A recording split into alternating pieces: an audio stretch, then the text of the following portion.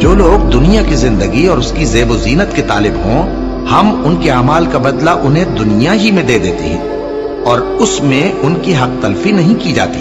یہ وہ لوگ ہیں جن کے لیے آخرت میں آتش جہنم کے سوا اور کچھ نہیں، اور جو عمل انہوں نے دنیا میں کیے سب برباد، اور جو کچھ یہ کرتے رہے سب ضائع ہوا۔ بھلا جو لوگ اپنے پروردگار کی طرف سے دلیل روشن رکھتے ہوں اور ان کے ساتھ ایک آسمانی گواہ بھی اس کی جانب سے ہو، اور اس سے پہلے موسیٰ کی کتاب ہو جو پیشوا اور رحمت ہے، تو کیا وہ قرآن پر ایمان نہیں لائیں گے؟